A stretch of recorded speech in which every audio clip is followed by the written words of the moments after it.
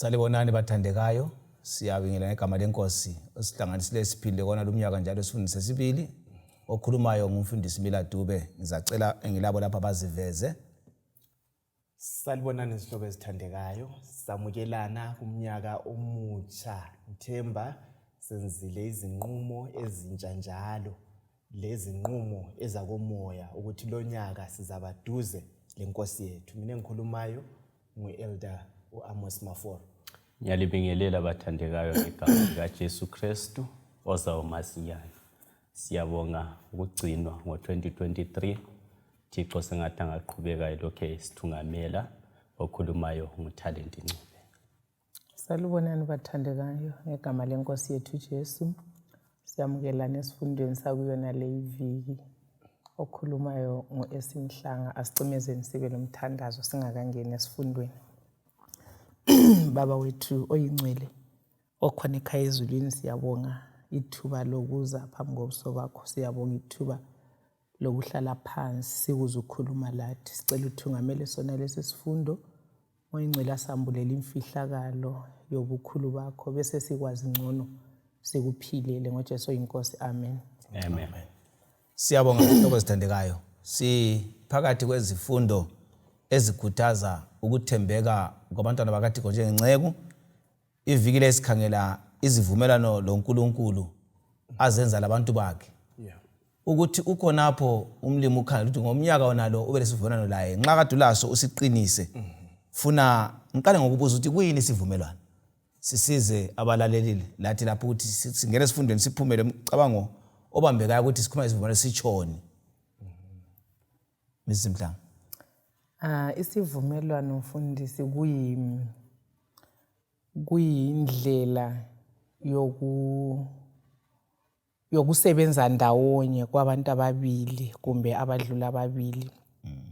Beletha indlela abafuna ukuthi basebenze ngayo. Ungananzelela isivumelwano siba lomthetho ozabuyiwo ozabunqanda ukuthi kulokhu kuvumelana kuzasetshenzwa njani. Siyabonga. Sibambele uDeuteronomy 28 verse 1-2. Sikhangela izivumelwano uNkulunkulu asenza kithi laye njenga lokho singabantu bakhe. Sikhangela ukuthi kuyini afuna sikwenze phakathi kwesivumelwano zonke siyafunda ngazo iviki nale. Sibala u28 verse 1-2 uDeuteronomy. Uba limlalela ngokupheleleyo uJehova uNkulunkulu wenu, njalo lilandele yonke imilayo yakhe engilitshela yona lamuhla ngonanzelelo. uJehova uNkulunkulu wenu uzaliphakamisa ngaphezu kwezizwe zonke emhlabeni. Lezibusiso zonke zizakwehlela phezu kwenu zibe ngezenu nxa limlalela uJehova uNkulunkulu wenu. Maforo, ivesi lebalwayo leyi kulezinto ezimbalwa eziphumayo. Olobayo uthena egcwalisa ukutshwe ngumama lapha ukuthi nxa kusiba lesivumelwano uNkulunkulu laye wenza isivumelwano wazenza ingaxa ezimbili ukuthi kulokuvumelana akwenza yena labantu bakhe. Umuntu engalangxenye kodwa kube isivumelwano asenzile yena. Bese isivumelwano lapho uNkulunkulu athi angasenza ukuthi umuntu abe lengxenye ukuthi ayenze ulutho. Nxa esithena lapha uma lilalela ngokupheleleyo ngokuzehlisa ilizwi likaNkulunkulu lilandela konke lemithetho yakhe uthi ngizaliphakamisa. Sivumelwano bana sikhuluma uNkulunkulu lapha phakathi kwabantu bakhe. Ngiyabonga mfundisi. Lesi ngesinye sezivumelwano engathi lapho uNkulunkulu aba lengxenye ayenzayo lo muntu aba lengxenye ayenzayo. Njengosukwathinta kube lezivumelwano lapho uNkulunkulu ayenza khona ingxenye yena yedwa. Okunjengokuthi ilanga liyaphuma litshone, izulu liyana, ngumlimo osithembisileyo lokuthi uzakwenza. Ungakhumbula kuphetha uzamcolo uNkulunkulu waletha umchilo wamakhosikazi wathembisa kwaba yisivumelwano labantu ukuthi angiyikubhidliza. Lokho akula la ukuthi umuntu lobe enzeni, uNkulunkulu uthembisile njalo uthembekile. Ungabuya kuvesi yethu le sibalayo esungula ngayo. Iyathathekisa leyi, yileyi elesivumelwano lapho umuntu ayenza ukuthile ingxenye yomuntu iyathintwa ngumhlanga lapha ukuthi ngabantu ababili esingathi ngama-parties amabili. uNkulunkulu ebese sithi uma lina lingandilalela konke lokhu ngizakulenzela. Ingxenye yethu yikuthi silalele uNkulunkulu senze okwemlayo yakhe yona le asinikeze yona. Abe sesithi yena izibusiso zonke lezi zizakuza ngakini. Ngizakulibusisa kugcwale kuphuphume. Elesikhiwa lithi izibuso lezi they will overtake you. Uyazi umlimi nxa isebusisa sihlobo esithandekayo nxa simthembile sathembakala kuye asingeza ke senelisa ukuzithwala lezi zibusiso zikaNkulunkulu. Okudingakalayo yikuthi wena lami silalele uNkulunkulu. Ihubo lika 40 lithi akulo ukujabulisa umlimi okwedlula uyini wayithi ukulalela. So inxuso yikuthi asilaleleni simthathe uNkulunkulu ngokwezwi lakhe. Yes. Mlando bani umfoka lokuze ncube lapha esilawo nxa umlimi efaka isivumelwano nasilo mlando bani ngesivumelwano sivela kuThixo? Umlando esilawo yekulalela lokho uThixo asitshele khona. Ikakhulu silandela ukukholwa. Ukukholwa ikuthatha uThixo elizwini lakhe. Siphinde sithembe ukuthi lokho okutshiwo lilizwi kuzagcwaliseka kunjengoba kunjalo. Ngakho ke nxa uThixo sithi nxa lingilalela izibusiso ziza kulilandela. Thina esikwaziyo ukuthi ilizwi likaThixo kalisoze lehlule. Umlando esilayo ukuthi simlalele emva kwalokho sizabusiswa spiritually kususwa isono even economically. Awusoze walamba nxa ulandela uThixo. uThixo will take care of your needs. Siyabonga esizakukhangela ke balaleli siya phambili ngesifundo ukuthi uNkulunkulu usekwenzile ukuthi alethe izivumelwano. Zibona lezi ezinye uyakwenza ngomusa lothando lwakhe. Ezinye ufuna ukuthi angenza umusa lothando lwakhe lathi senze ulutho ukuze ziphile. Umlimi kasiphathise sibele zinqumo esiyazithatha nxa sizithethe siqhubeke sizigcine lezi zivumelwano ukuze sisiza. uNkulunkulu esimfica ke esungula isivumelwano sokusindisa abantu. Esingathi na isivumelwano sosindiso. Ukuqalisile ngothando lwakhe ngesiphambano wakuveza kithi. Akubamba uJohn waqala ngo5 lapho iverse ngelika 13. Sifuna ukubona ukuthi uNkulunkulu esendlala isivumelwano sosindiso ngesokuthi umuntu asinikwe ngalamlando alawo yini umuntu ukuthi ayenze kumbe sidinga ukuthi umuntu abe lengxenye bese sikhuthaza sikune singakwenzi lesivumelwano sosindiso sibe phakathi kwaso sonke njengabantu bakhe. John waqala ngo5 verse 13. John waqala ngo5 iverse lingelika 13. Ngililobela lezi zinto lina abakholwayo ebizweni lendodana kaNkulunkulu ukuze lazi ukuthi lilokuphila okulaphakade. Silesiqiniselo lesi ekusondeleni kuNkulunkulu ukuthi uma sicela ulutho ngokwentando yakhe uyasizwa. Iverse le Msimhlanga isitshela ngesivumelwano sikaNkulunkulu ubana ingxenye ngekaNkulunkulu yedwa yini ube lathi silayo. Ngoba ukhunywa usindiso lapha ukuthi uNkulunkulu uthi ngilobile uma likholwa ukuze sithole usindiso. So ubudlelwano lobo obulapha kusivumelwano ngekaNkulunkulu yedwa kube lathi siphakathi kwabo. Right, njengoba usuke wathinta mfundisi uhlobo lwesivumelwano sosindiso luluhlobo lolo oluthatha thina lo uNkulunkulu sindawonye. So iverse sivezela ukuthi umuntu lengxenye okufanele ayenze. Kulezi mfundiso esizizwayo mfundisi ukuthi hayi uNkulunkulu unika abantu umusa. So ungavela ukukholwe khonokho sokulungile. So uNkulunkulu sibizela ukuthi kumele sikholwe. Uyazi ngofaniselani indaba yosindiso yigift, isipho. Ngingakuqhubela mfundisi kaThesu usiba lwami kukuwe ukuthi uyalwamukela kumbe awulwamukela. So endabeni yosindiso kunjalo uNkulunkulu usiphe sonke umusa. So umuntu lengxenye yokwamukela leso siphiwe sivela kuNkulunkulu. Maforo abantu abathi bona ngesilungu once saved always saved. Ungavele kuphela ukuthi sengikholwe kuJesu akusalanda ukuthi uyaphila njani susindisiwe. Kodwa lapha kuthiwa isivumelwano lesi ngesilungu sibilateral silengxenye ezimbili kulo uNkulunkulu lomuntu umlando womuntu singanceda njalo umuntu othi ungavele ubabhathizwe soku right. Yes. uyabona indaba njengoba sithe isivumelwano kule ngxenye umuntu amela yenze usindiso silinikeziwe mahala usethintile umhlanga lapha ingxenye yakho yikukhetha ungakhetha uswamukele sokulendlela osumele uphile ngayo awusaphonga ukuphila nje hayi kulezangikhathaze siyahlangana lazo kube lobunzima esihlangana lawo ungabala uMateyu 10 ivesi 22 ebese sibizela ukuthi kuyadingakala ukubana sibekezele so nxa usumkhethile uJesu sisempini sikhumbule lokho siphakathi kwempikisano enkulu so phakathi kwempile kuyafiwa kuyagulwa kuyalinyana so kuyadingakala umuntu olokholo oluqinileyo obezela so indaba yokuthi ungasindiswa susindisiwe ingunaphakade hayi ayisikho lokho kulolutho omele ulwenze ngoba sesisindisiwe kule ndlela esesimele siphile ngayo ngokwemlayo yakhe liyakhumbula ivesi ethe sisungule ngayo ukubana uma silalela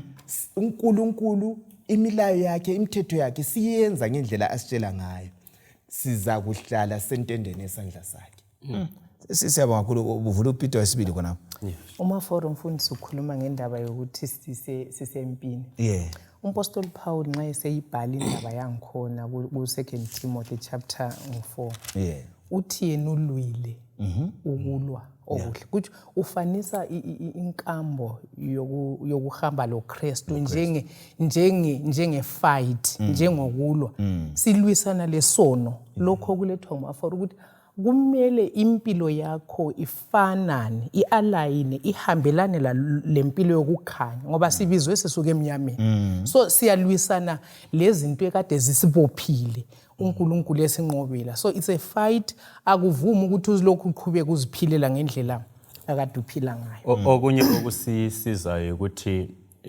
kakusikulunga kwethu kodwa yikulunga kukaKristu okumele kuvezakala ngakho ke nxa ngingathi mina once saved always saved sengingaphila kwentando yami uthi uthi lokho ngiqhubelekisa phambili indlela ekade ngiphila ngayo eyesono kukanti ke uKristu usibizela ukuthi nxa sesikuye sicela amandla kuye ukuthi siphile ngokulunga ukulunga kwakhe indlela ahamba ngayo ngakho ke ungabona ususindisiwe kodwa ulokhu uqhubekelisa isono phambili ake utshintshe iblueprint ubuyele kwekaKristu ukuthi Thixo ungangincedisa kanjani ukuthi ngihambe ngentando yakho sibalela uPeter wesibili 1 verse 10-11 uPeter wesibili 1 verse 10-11 ngakho ke bazalwane bami chisekelani kakhulu ukwenza ukubizwa lokukhethwa kwenu kuqiniseke ngoba uma lisenza lezi zinto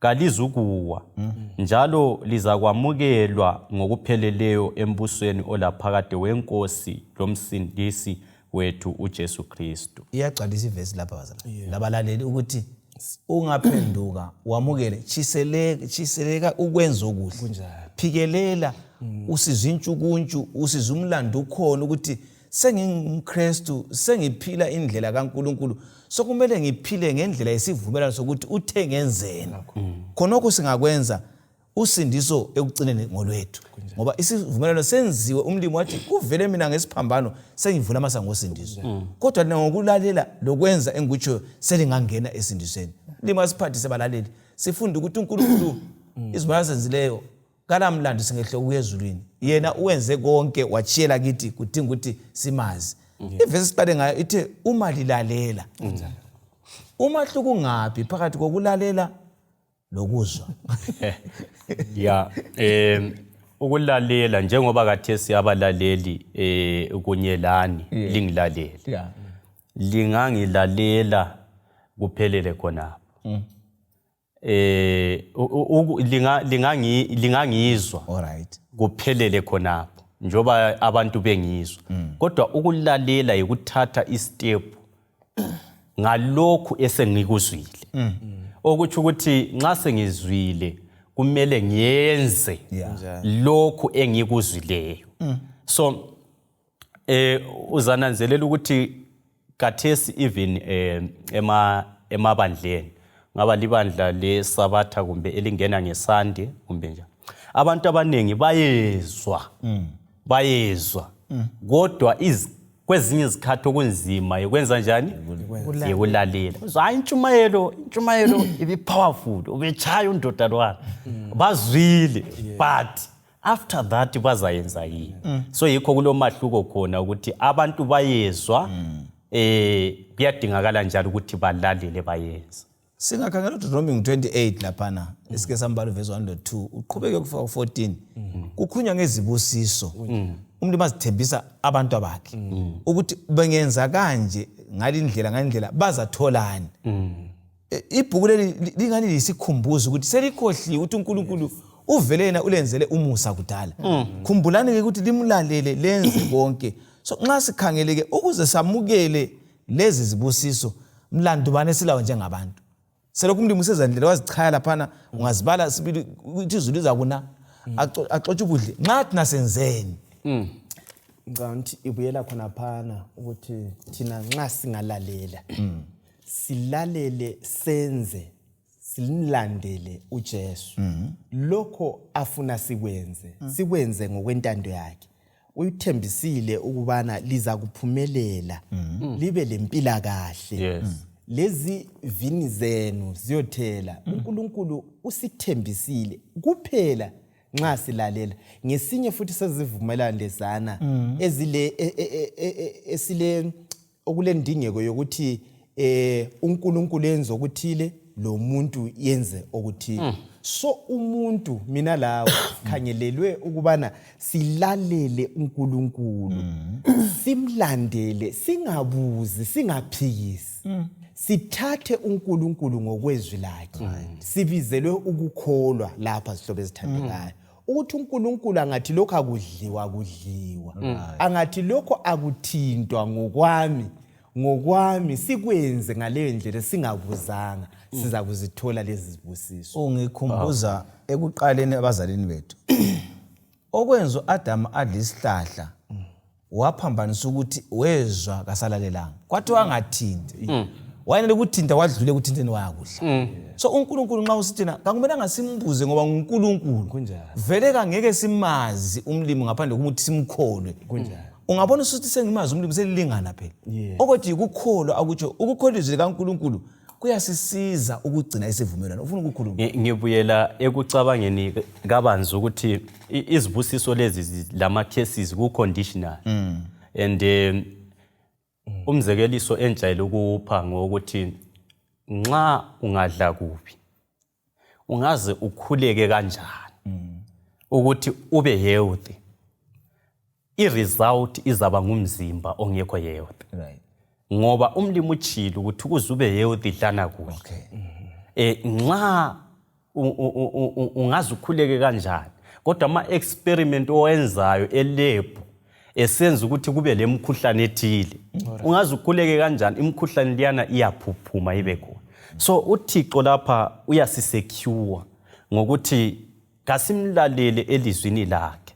Nxa sifuna ukuba healthy kasidle kuhle ngoba umthandazo kawusoze ureplace ukuthi wena kumele ube udle kuhle. So izibusiso lezi okumele sizikhawunte sizibone ukuthi uThixo usilobele konke kumele kube njani.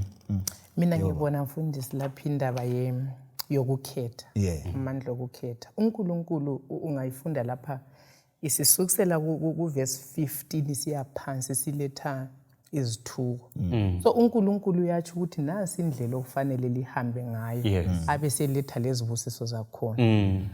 Nasi indlela nxa imbi lelikhethale nasi impumela yakho. So ngibona amandla okukhetha uNkulunkulu asiphe wona njengabantu ukuthi kasibambe ngamandla uyasitshengisa okulungileyo abese kube sokusala kukithi ukuthi siyamlalela kumbe kasimlalela. So uke wathinta ukuthi ukusindiswa komuntu akusoze ukulahlwa komuntu akusoze akakukho emahlombe kaJesu. Umuntu lethelwe ilife le death wakhetha. So sizalahlwa kumbe sisindiswe ngokukhetha sizakwenza. Akutshoyo balalela umama ungakuthola kuDeuteronomy lapha ngo28 uqalise ku15 usiya phambili. Iyathi ukuthi nxa lingasalalelanga nanko okulandelayo ngemva kungalaleli. Lakathesu uThixo uchayile ukubana yena indlela yokuphila yipi. Uma singayilaleli yikho singena kuloko esiyikho khona. Ukhulumile umfowethu lapho ukuthi ungadla ngendlela engayisiyo. Ungakhangela ukuba lempila kahle ngoba umzimba kwawo umukela into oyifakileyo. So kuqhatheka ukuthi lokudla kwakomoya ilizwi likaThixo silamukelela injalo.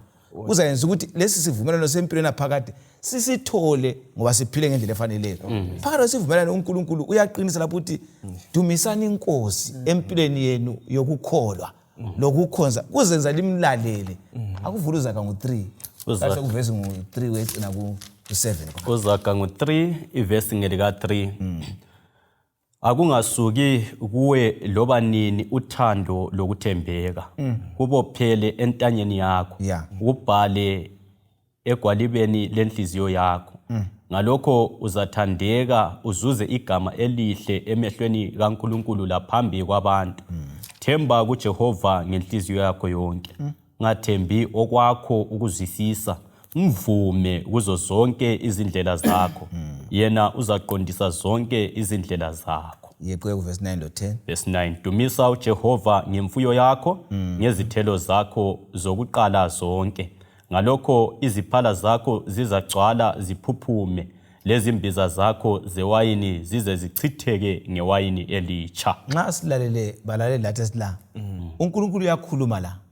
Uthi nxa ungathemba mina kulandela lokho. Yes. Nxa sengunika izibusiso dumisa inkosi ngazo. Ngoba kayiso zakho ngikunikela ukuthi udumise inkosi.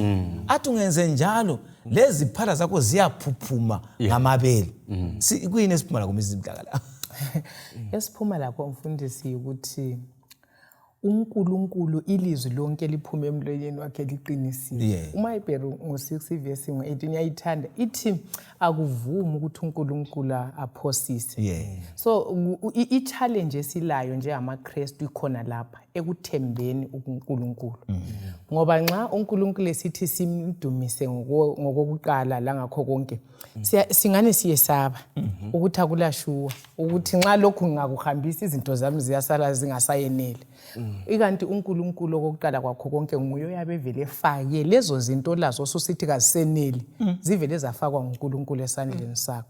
Ngiyamthanda uJacob mfundisi uthiwa wathi esebuswe uNkulunkulu kwaphuphuma enhlizweni yakhe ukuthi uNkulunkulu konke ongenzele kho awu return ngizakupha. So indaba yokubisela leyi lokuletha konke ikuvuma ukuthi uNkulunkulu nguNkulunkulu ungumnikazi wezinto zonke. Ikuvuma futhi ukuthi uthembekile. Nxa izolo eke wakwenza ngithande lapha isibonelo esilethwe ukuthi indaba yesiphambano ukuza kukaJesu ukuthi aze abe inhlawulo yesono sethu ibufakazi obupheleleyo kokuthembeka kaNkulunkulu. Esivumelwaneni sosindisa uNkulunkulu izinto zingakadalwa wahlwabeka icebo lokuthi endesokwenzakele wathembeka icebo laphutsha kazange atshintshe ukuthi sokunjani. So indaba yokuthi simthembe uNkulunkulu yiyo engani siyasilela ukuthi simthathele izwini ngoba kakusomvelo yakho ukuthi aphosise. Abantu abaningi maforo lo ncube bayakhuluma bathi bona siyakhonza siyadumisa. Ngihamba ngeSabbath bayadumisa, ngeSonto bayadumisa, abanye ngeFriday bayadumisa. Kodwa ke nxa lapha iBhayibheli lithi dumisa inkosi ngakho lokho lakho. Abantu siyadumisa ngendebe kodwa esilakho kusemuva. Sincedise njani abazathi hayi nxa udumisa inkosi kakulanto eyigodlayo ngoba konke kuvele wena lo mzimba wakho vele kuyi la lokho lakho. So uthi dumisa ke la lokho lakho ngoba konke ngokamnikazi. Okay, khuluma mdala wami. Kule ndoda kuthiwa nguDitrek ngetheologian le.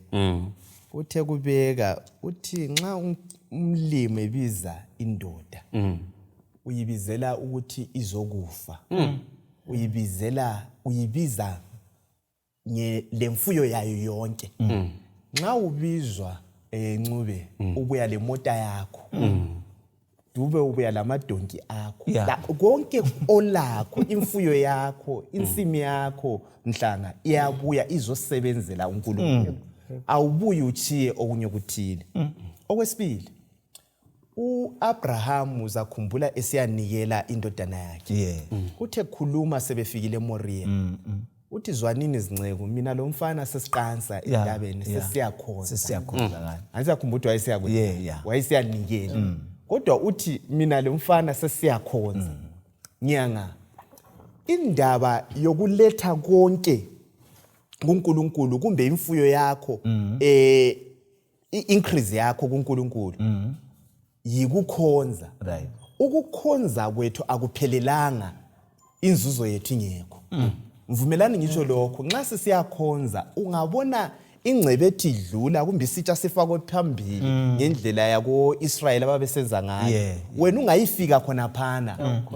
Vuma ukubana uhambile eklabini kuphela waphenduka uye kweChurch awukhonzanga sihlobo esithandeka. Yikho ukutshiwo nguJehova ukubana sizeni sizomkhonza ngakho konke silakho ebeselethi icondition uthi angikulichiya lilinjalo ngiza kulibusisa ngicine ngalokho. Last week sikhulumile sathi thina umhlaba nokugcwala wangungoka Jehova khona lokho athi kubuyisela isikho kwakho ngokwakhe ungumanager nje asithembakeleni indaba yokukholwa elapha sihlobo esithathu simthembe ukuthi kuza kwenela angangicela athi ngulethe hayi yena uza kuprovide ngoba uthembekile. This is powerful okukhulunywa ngobaba Maforo la. Siyananzelela ukuthi kasiphi ukuze sisindiswe. Kodwa sipha ngoba sisindisiwe. So nxa ngisipha kangenzeli imlimo ifavor. Hayi. Ngenza lokho okumele nginjani ngikwenze ngoba ngiappreciate ukuthi kwakhona uThixo wanjani wangifela esiphambanweni. So i-challenge ebakhona kakhulu yile mfuna uphi challenge the solution. Abantu abaningi bacabanga ukuthi nxa besipha bayenzela umlimo ifavor. Ukanti ke vele it's a requirement.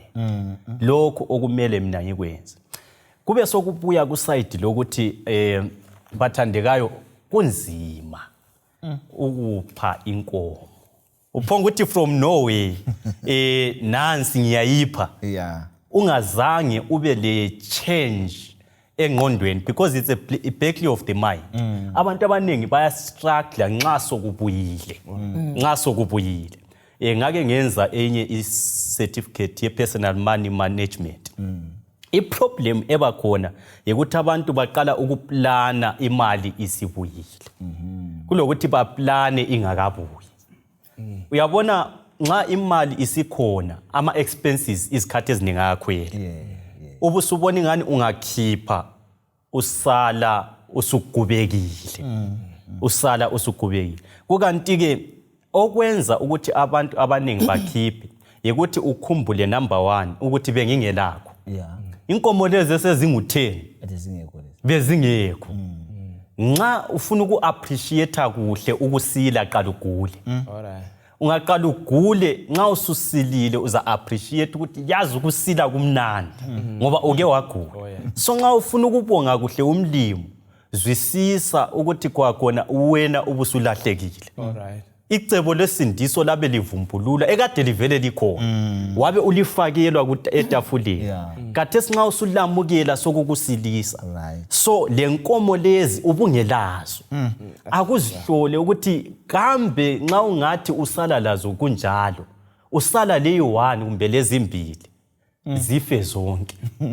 Kuyabe kutheni? So khonokho nje kwenza ukuthi sinanzelele ukuthi ngempela kuyadingakala ukuthi sincedisane balaleli ukuthi sibuyisele uphathiswa. Thobo zami ezithandekayo kuliqiniso ukuthi dumisa inkosi ngemfuyo yakho yona. Ngoba kakhulu wathi phuma esiswini sika nina waphuma ethwele ulutho. uJob uyala uthi ngasuka nginje ngiyabuyela nginje. Sure. So umlimi ngathi ukudumisa ikukhonza. Kathi sikhonza njani imfuyo ngekho kuNkulunkulu? Ukhonza njani lesikhathi sakho singekho kumlimi? So kasibuyeni kuNkulunkulu simdumise isifundo esivusela ukuthi kasibe nezinceko ezikwazi uNkulunkulu ukuthi ngubani uthembekile. Nanto olinye uhlupho lukhona abantu badumisayo. Indaba yokwechumi ungani insindaba phendule. Ngizokhumbuza abalaleli lami esilapha lathi ukuthi okwechumi isivumelwano noThixo. Nguye wakusungulayo futhi ngokwakhe. Singakuphazamisi kasikubuyiseni kumnikazi asambe kumalakhe. Ngiyaxolisa mfundisi, ngiyaxolisa. Ngifikelwa ngokunye lapha okuqhakathekileyo. Nxa singajintshanga ama definition ethu njengamaKristu sizalimala. Esindebeleni indoda ngenkomo. So nxa zisanda indoda iba indoda. Nxa ukhipha uyaphela ubudoda. But esiKristwini indoda ngoKristu. Nxa zisanda yikho khipha khona. Ukwenzela ukuthi utshengise ukuthi wena uyindoda ngobani? NgoKristu. Manje ama definition ethu nxa engajintshanga. Indoda lokhu indoda ngenkomo. Kakula lutho liyaphuma kawusozo appreciate. Ngakho ikuncedisa nje amandebele lami njengendebele. Uthi madoda kasibeni ngamadoda ngoKristu. Kasibuyiseleni okukamliwa. Umbuzo ivesi ngicela ukugcizelela ngevesi engakafa. Ukuthi ukhona uProverbs ngo11:24 uthi ukhona lo ogodlayo athakweneli ngavele ngikhiphe ngihambise kuzasala kungeneli ifizi yabantwana ukudla lokho. Ivesi ithi ukhona ogodlayo kodwa uba njani? Uba mpofu ngamandla. Uyaswela ngamandla. Ugodlile unjalo ungakhiphanga lutho. Abe sesithi kodwa ukhona ophayo ngenhliziyo yakhe esiyipaliberal and lo uyanotha. Angiyizwi imathematics yezulu labafundisi. Yikho uNkulunkulu yikho akutshoyo ukuthi ufanele simnike indawo ngoba nguye owadalayo, nguye ugive, nguye umniki wezinto zonke. Yendekafi. Wena ungadefinewa ngenkomo ziza kufa usathi ungasondoda. Kodwa ungadefinewa ngoKristu, uKristu wafa wavuka uyaphila. Oh yes. Vele phela inotho yezulu ngesilungu kuthiwa is found in division and subtraction. Okay. Kumele ukhuphe uhlahlule mfundisi. Kanti mfundisi yona inkomitho ehlala igcwele yake yangezelelwa. Uyabuthela ngaphi? Uyakuthelwa ngaphi? Balaleli sizincithi izibusiso. Umlimi uthi dlulisa ukuze ngithele nguyisanda sami. Uthini uMalaki ngo3 verse ngelika 9 to 10? uMalaki ngo3 verse ngelika 9 lo 10. Liphiwe isiqalekiso isizwe sakeni sonke ngokuba liyangiphanga. Lethani konke okwechumi esiphaleni ukuze kube lokudla endlini yami. Verse 11. Ngizaxotsha izibungu ukuze zingadli amabele enu.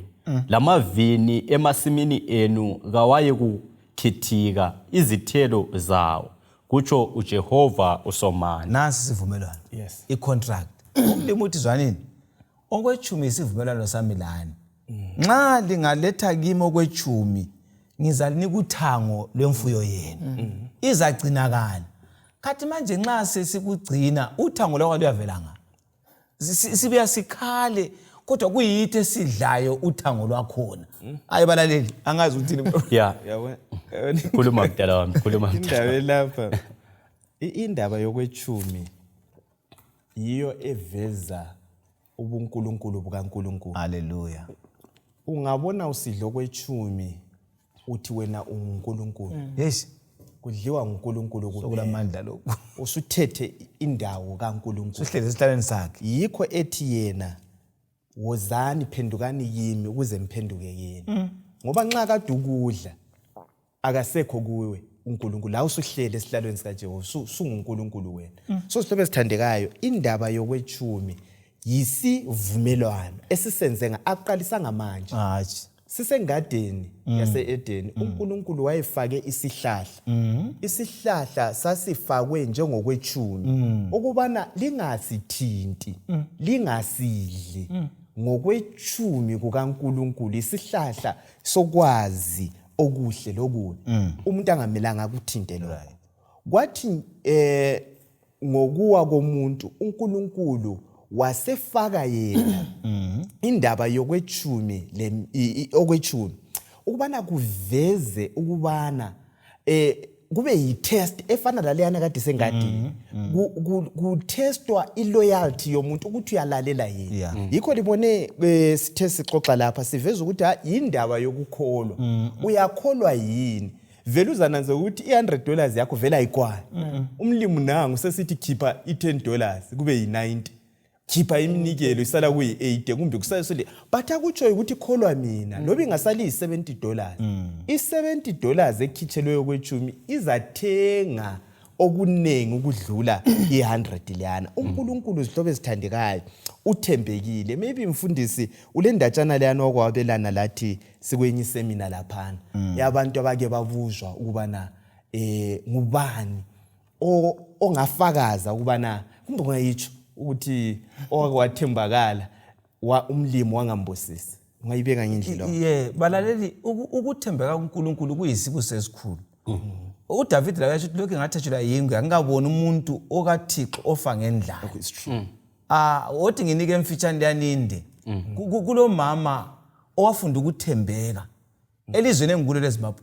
Angiqamba ukuthi ngawafunda ukuthembeka uba bengakhonzi. Yes. Wasebuya kuba wamchasela ukuthi baba bengifisa njengomkakho isithandwa sakho ungilalele. uNkulunkulu engimkhonzayo ngale ngifundisi ukuthi singavuna singathinti lutho singaqala ngasafaka.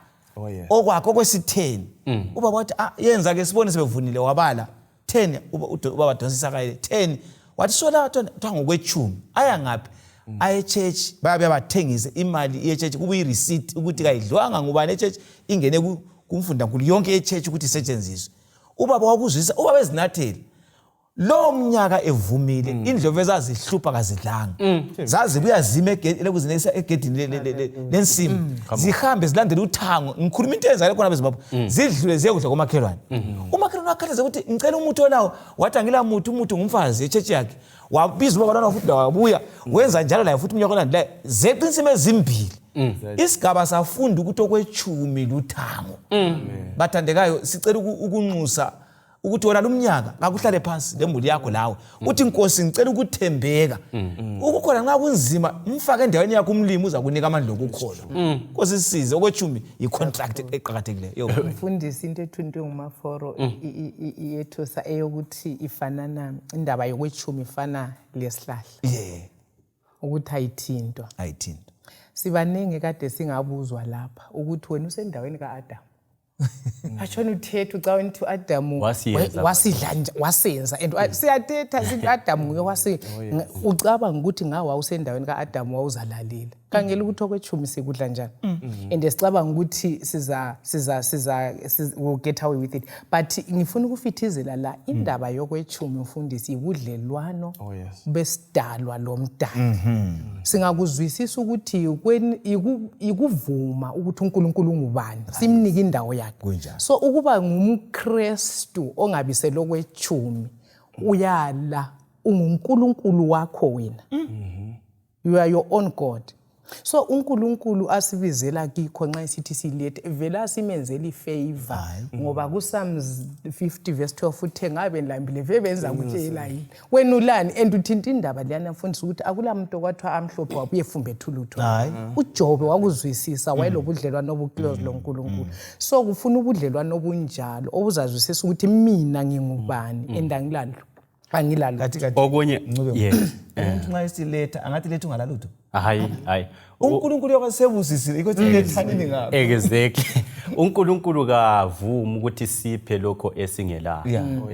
Okunye futhi nginaba uJesu nxa esibisa khumbula lapha sikhuluma lamaKristu la asebeyamukele uJesu Kristu. Haleluya. Ukuthi kasikhiphi ngoba sifuna ukwamukela uJesu kodwa sikhipha ngoba sesiyamukela uJesu. So uJesu lo esikhuluma ngaye owachitha igazi esiphambanweni nxa esibiza usibizela ukusisusa ku negativity esisa ku positivity. It's a shift of the mind. The mental blueprint iyasuka ku negative position iye kubani ku positive position. Now abantu abaningi okwenza bengafuni ukukhipha even umuntu nxa umcela singakayi kwechumi ngamcela ulutho umthetha zifasile ndo kangila ka even $10 enjani elayo umuntu yakwanisa ukuthi angila but nxa sesiKristwini siyafunda ukuthi even $1 kangitsho ukuthi kangila ngithi ngilayo. Ngoba once nsithi angila ngivala ingqondo ukuthi iyenze ama decisions isithi kangila lutho. But nxa ngisithi ngilakho ngivula ingqondo ukuthi ngiyenza ama decisions ngisithi ngale imali engilayo ngiyenzani.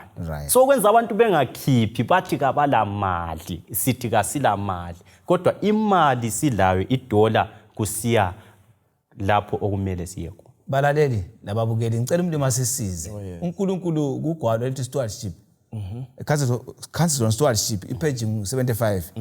Uthi yena uNkulunkulu ngokuhlela kokwethumi leminikelo nxa ukubala kumalaki lubizo lwabantu abakhe ukuthi babone ukuthi wavumelana labo ukuthi lapho abahlangana khona bevusela ubudlelwano laye nxa bebisela kokwethumi leminikelo kuyavuselela kuyaqinisa ukuthi uNkulunkulu ngubani umuntu ngubani badlelana njani. So nxa ngingasakubiseli lokho ngiqhuma ubudlelwane le contract yaphela sengisala ngingasekho kulokhu udlelwano uNkulunkulu afuna sibe umlimi kasesizi. Umfuna umlimi asiphathe sesikwazi ukuthi entweni zonke kasifakeni uNkulunkulu kuqala. Amen. Lapho sikenze njalo akubamba uMateyu 6. uNkulunkulu angaqala kakula nto engehlula njengabantu abakaThixo abaphakathi kwecontract laye yokuthi yena wendlala isivumelwano thina siyagcwalisa ngokwenza. So singaqala ngaye uzasibuyisele ukugcineni isivumelwano lesi siyefike ekucineni sisindiswa. uMateyu 6 hamba kuvesi ngo32 no33. Verse ngelika 32 ngoba mana ngiqale ngo31 ngakho lingazihluphi lisithi siza kudlala kumbe sizanathana loba sizavunulani na ngoba abahedeni bagijimela zona lezi zonke izinto kodwa uyihlo wasezulwini uyakwazi ukuthi liyaziswela. Kodwa funani kuqala umbuso wakhe lokulunga kwakhe kuza kuthi ke zonke lezi zinto liziphiwe lazo. Ngakho lingazihluphi ngela kusasa ngoba ikusasa lizazinqinekela lona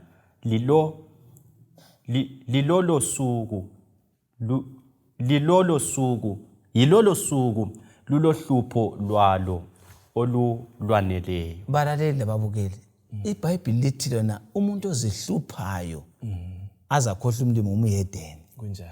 AmaKristu kasikho abamayedeni singamaKristu. Uphela ukuthi wanguyedeni yikuphika uNkulunkulu ayikogona ngapho sithi uyamazi.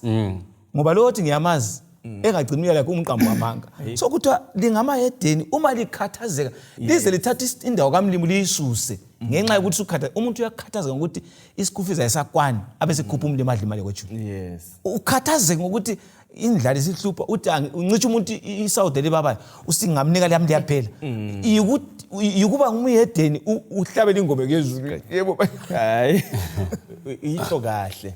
Yabona inkinga zonke silazo zisukela ekukhathazakeni. Istress singakhathazeka sibe le worry ukuthi kusasa kuzaba yikuyini. Kufika ukuthini ususithi akusakwana sesitshontsha ekamlimi. Umlimi uzama ukuselapha lapho uthi hayi lingenze njalo. Khona lokho kulikhathaza lamayedeni akhathazwa into ezinjalo. Lina likhethe mina lo baba. Yikho sike sathi ukuthi indaba yokukholwa. Asifundeni ukumkholwa uNkulunkulu ukuthi he will take care of the situation.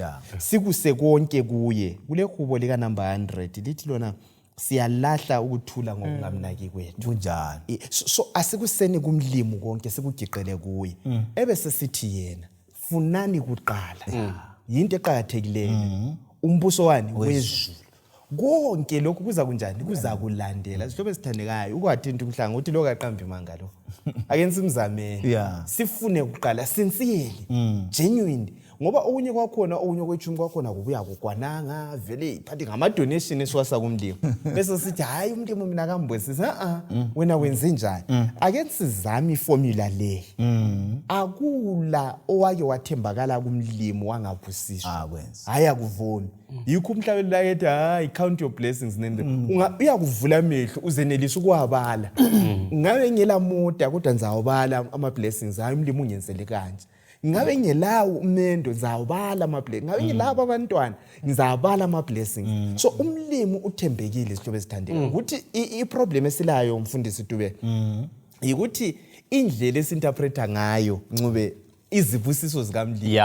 Sinterpreta njengama material possessions ukuthi hayi ulezimoto ezingaka ulalokho kungaka udla kanje bese sithi kubusiswa. Kodwa umlimi uthembisile uthembakele uyabusisa. Ngikhumbula mina umama lo wayeZarafeth wayengabusiswanga yini? Wayebusiswa. ele flower yena le amafutha wona lawo wayebusisi isusibusiso siyasimaya izanti yakuba so asithembeni umlimi because kunxuswayo la kuthiwa seek ye first sidinge umlimi njani kuqala nguyo sustainayo nguye oza kusenza senelise ukunquba iloba kuyini esingena nje kathi ngicizelela khonapho ubaba uMaforo abamba khona nxa kukhulunywa ngombuso kaNkulunkulu kudinga uThixo kuqala ukukhulunywa ukuthi kasikhathaleleni ukususwa kwesono kuqala kasikhathaleleni icebo losindiso kuqala phela liyakwazi ukuthi ayisikho ukuthi ivesi ithi yona singabi le ndaba lokuthi siyanathani siyanjani but ithi yona nxa sokusiya ukususwa kwesono emuntwini kasidinge uJesu Kristu then konke lokhu okuyikudla lempahla lani ngoba kakususi isono kodwa siyakudinga nxa sesiyamukele uJesu kuza silandela ngibuya kumcabango lo nxa sikhipha okwechumi la sibuyisela kumlimi okwechumi kasinanzeleleni ukuthi kasenzeli ma position lo mhlaba uyawudinga ama position kasi target ukuthi umnyaka nxa usaqalisa sokukhethiwe ngizakhipha laphana sokungu August yikwenza bisela khona kuhle sengibalance uThixo kasimanipulate ukuthi ayenze intando yethu ngokukhipha okwechumi kodwa siba lobudlelwano laye sikhulumisane laye sicela ukuthi isono sisuswe ukwenzela ukuthi throughout the year uhlale ulokhe ukhipha ukwenzela ukuthi kungabi le biasness singalahlekelwa balaleli ukuthi sifitizela ukubana uNkulunkulu wenza izivumelwano labantu bakhe singabantu bakhe izivumelwano lezi asithi lingaqala ngami into yonke yalilungela ngivula iuniversity lapho uyisaya ngo26 ivesi ngeleka 3 ithona uzamgcina ephelele ephakathi kokuthula lo lengqondo ehlezi ikuwe njalo ikwethemba umlimi uthena ungangethemba kunjani ubusuhlala usathi nguNkulunkulu ongubaba ngikugcina lokuthula engqondweni ulamafutha asele ukuthi uyathela kanye uyabula ukuthula uyakwazi ukuthi uvela inyoni zingalaziphala zivuka zihamba nami ngiyavuka ngihamba izinto zingahambi kuhle uyavuka uhlabela ingoma ngoba uyakwazi ukuthi unguyo oprovide ukhona zanginika uhlupho lwethu sifuna ukuhambela umlimi phambili ukuthi akusela lutho ukuthi into emphangisa ukudinga uzukhohle lo mthetho kamlimi inkosi sifuna uHabakuk 3 uvesi ngo17 ufundisa uthinta nale indaba uthi yena lanxa esibayeni kungayi kuba khona izifuyo emasimini kungaphumi lutho uyakwazi uthe yena uzamethemba uNkulunkulu kunjalo so thina uhlupho lwethu mfundisi kuthintile eqayiseni i lack of trust umlimi siyamesabela sibone ngani into lezi ziyamehlula lezi yikho sivuke ekuseni size singathandazi size singafundili izwi sidinga imali sidinga izinto uNkulunkulu utheni yakwazi vele yakudinga but ufunani ubuso bami kuqala zuzana impilo kuqala ngoba uJesu kwabuza ukuthi kuzayisizana indoda ukuzuza umhlaba wonke ibisilahlekelwa impilo so uJesu sibizele empilweni angakasiniki izinto ezidlulayo lezi utheni yakwazi liyazidinga so ngikhuthaza abalaleli lapho ukuthi uNkulunkulu lo asimtrusting tried and tested uNkulunkulu akaza akaphazami angayikhuluma into uyayenza injalo so uNkulunkulu uyakwazi ukuthi siyadla ofaka ukudla etafuleni uNkulunkulu asuke yazokuhlupha mfundisi ukuthi nxa mvukele emsebenzini zacabanga ukuthi amandla amazo izinto lezi Deuteronomy 8:18 uthe nguNkulunkulu onika amandla nguyonika inotho nguyonika yonke so okufanele ekupheleni kwento yonke ezivumelwaneni lezi uNkulunkulu azenza lathi ukuthi uNkulunkulu kakhonzwa khothanyela anikwe indawo yokuqala ngokuNkulunkulu This is powerful man yakwazi ukuthi kulabantu abasebenza nzima ukudlula mina kodwa kabalayo imali bakhona abasebenza kwesinye isikhathi usebenza kancane but imali uyayizuza bakhona abantu abadla kuhle kodwa kwesinye isikhathi impilakahle kabalayo wena ingceke yaklams but uThixo sitshengisa ukuthi ngumusa wakhe okumele siwubone njalo nxa ekhuluma ukususwa kwesono kuqala sifika ekuthini ngifisa ukuthi ngichasele lokhu kancane kulento othiwa yikuhlanyela ngesikhiwa yiseeding, right? Ukuthi nxa ngiyafaka imoto ezingu2 mhlawumbe kuyabuya sezizingaki sezingu10 ayisikho kutshiwo lapha eBhayibhelini. Okwalapha eBhayibhelini kutshiwo ukuthi ngokokuthi wena ulobudlelwano loThixo njalo kukhipha konke kufeda ivangeli kakusoze kukhulise umuntu oyiwani. So kasikunanzeleleni ukuthi le eBhayibhelini kayisiyo kumanipulate ingqondo. Nxa uyikuthi kawufuni ukukhipha uyayekela kodwa ama consequences ngokuthi wena izinto zizayala zilokho zinjalo zayala lokhu khala. But nxa ufuna isolution kaThixo ukuthi sulobudlelwano loThixo subuyisela ukukhala kwesinye isikhathi uzakuma ngoba you are always appreciative. Okukhulu uJohane ngo1 verse waqala 1 verse 9 uyathi ukuthi singazivuma. Yes. Yena uthembekile ngoba uthembisile izolo lokho ethembekile uyasixolela abe sesinika ilungelo loba ngabantu abakhe futhi siqhubeke. Indaba lapha ukuthi isivumelwano sakho loNkulunkulu ulokhu laso yini siphakathi komnyaka omutsha wenze siphi isivumelwano. Abanye bathe lo nyaka ngifuna ukuthenga imoto kuqondile kodwa qala ngomuntu ozakunika amandla ukuthi uphefumule uyithenga le moto. Omunye lesivumelwano ukuthi ngifuna ukuthatha uqondile sibili isinqumo qala ngomlimo ozakunika indlela yokuthatha kuhle ngoba kuthiwa singaqala ngoJehova konke kuyasilandela. Akuye kuZichronicles sesibili 7 verse 14.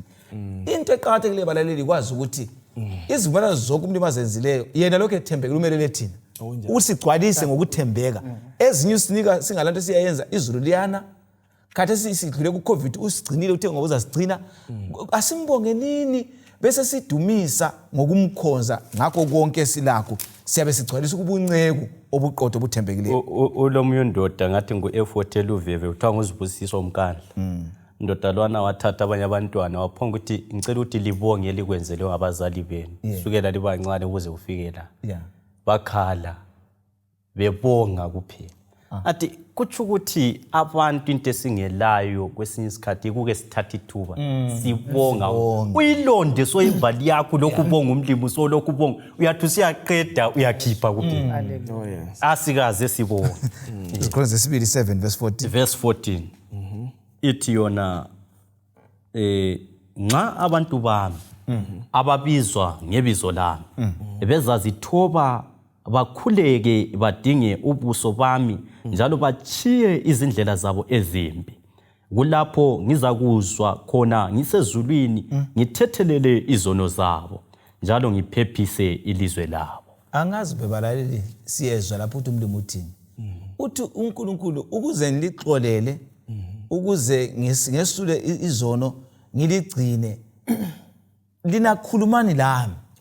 Bonga nini cela nini dumisani kunzima nibale ukudumisa ikwenza kunzima kwesinye isikhathi ingce okwenza lelizwe angazi ukuthi ungabe kuliphi ilizwe but lona lelo kulo lami ngikwelinye ingce okuyabe kusenza ukuthi ilizwe lilimale kwesinye isikhathi ingce ngamaKristu angakhulekiyo angela budlelwano loThixo abangaceleli ababusi kodwa abahlala besola ababusi. Ngiyangithi mina umKristu kala sizathu sokusola umbusi kodwa ulesizathu sonke sokukhulekela umbusi sokunikela umbusi enkosini. So inkuthazo engiyiletha lapha nxa ngibala le verse ukuthi ukunikela kudlula lokhu esikucabangayo kuya ekufiseleni wonke umuntu kugoqela lelizwe okulo ulibeke ulinikele enkosini ucela ukuthi uThixo asize asindise. Kulenye intshumayelo eyake yachunyayelwa ngumfundisi uNtokozo Nyathi umfundisi waseBhinga. Ngiyakhumbula kwakuyi COVID-19 wathi kwesinye isikhathi kuyathi kusesigabeni sigcwele amaKristu kodwa isigaba sakho nasingcole kakhulu. Kuse company kugcwele amaKristu mhlawumbe 95% kodwa kutshontshwa kakhulu. Abatshontshayo ngobani? So kasikunanzeleleni ukuthi ukunikela kugoqela ubudlelwano loNkulunkulu. Siyabonga abalaleli lababukeli. Nxa siyafika ekugoqeni ngicela ukukhuthaza ukuthi ukudinga uNkulunkulu kuqala kwenza ube lobudlelwano laye. Ungamdinga kuqala kwenza ukwazi lapho khona nguye okufakileyo. Awusoze futhi uhambe ungalalutho ukuyamkhonza ngoba phela nguyoqalayo empilweni yakho. Kakulanto ongayenza uplana uhlela ukuyachata uyaqala ngayo umnikazi womtchado. Uhlela ukuthi ube le business uyadinga yena umnikazi webusiness ngoba konke lokhu sikwenza ngaye umlimi kasiphathisa sikhuthaza ukuthi endabeni yesivumelwano noNkulunkulu singaqala yena onguye umsunguli wezivumelwano zonke. Singaqala ngaye kuza silungela. Ngifuna ukubala lapha ugwalo lolu Testimony for the Church volume 3 page 395. Ngizayikhuluma ngafitshane ithi nxa abantu bakaNkulunkulu noba yisiphi isikhathi emhlabeni wonke jikelele bangathi ngokuzinikela ngokubobotheka babe sebebisela kuNkulunkulu ngendlela ehlelekileyo systematic benevolence giving itithe lama offerings lemnikelo kuthiwa lokhu kwenza ukuthi bananzelele ukuthi isithembiso sika Jehova sokuthi wanikela uJesu siyaphila siyasebenza. Labo bayavuseleka ukuthi umnikelo kaKristu uyingxenye yokuthi ngibe ngumKristu lokuvula indlela. Mina ngiyakhuthaza umlimi uyenza isivumelwano akuvuselele sakuzwana lo Thixo namhlanje yena lumnyaka uthi Nkosi ngicela ukuhamba nawe ngoba ngiyadinga ukuthi isivumelwano sosindiso sokucina usesiza lami ngingene ekhaya ngoba ngikhulume laye savumelana. Uzasinika amazwi lawo asinike umama uyagcina umfundisi esikhulekela ngapha. Indaba ngiyokuthi sibeke uThixo uqala. Kukho konke isono siyakufa impela. Kumbula uJobe kuthiwa indoda yayinothile ungabala ivesi yakuqala khona pha. Enothile njalo kuthiwa wayexwaya okubi. Haleluya. Ebalekela isono. So kuyavuma ukuthi unothe ube lazo izinto ubalekele isono. Isono sihlobo esithandekayo asisibalekeleni sithembe uNkulunkulu sibe sesibuyisela okungokaNkulunkulu. uNkulunkulu kasinike bathandekayo ukukhetha okuhle. uNkulunkulu sesilethele icontract afisa ukuthi singene kiyo and sesicacisela ukuthi owethu umlando uyikuphi. Kasidlale nethi indima simfake endaweni yakhe njengoNkulunkulu. Okunye konke uThixo uzasigcwalisela uyakwazi siyakudinga. Ukulalela sihlobo esithandekayo umthetho kaJehova kuyikwamukela umusa wakhe owesiphambano lo sindiso. Ndimi kasiphathisa. Isinqumo ngesakho, impilo ngeyakho. Wonke okwenzakala empilweni yakho kungenxa yokuthi ukhethe njani emuva. Namhlanje sisiya phambili ngenelisa ukuthi ukhethe uJesu njengenkosi lomsindisi. Xa usumkhethile njengenkosi lomsindisi ubusuphila ngokwentando yakhe ngoba yikho lokhu akufisayo ukusipha ukukhululeka enhliziyweni ngaso sonke isikhathi. Kasicimezeni sibe lomthandazo. Baba wethu osezulwini siyabonga ukusithungamela ngamandla kaMoya oyingcwele. Sicela ukuthi izinqumo esiza kuzenza kusukela namuhla kusiya phambili zibe izinqumo ezisitshengisa ukuthi siyathokoza ukuthi sakwamukela njengenkosi lomsindisi. Singaphoqelelwa ukukhipha ngegama likaJesu siyakhuleka. Amen. Amen.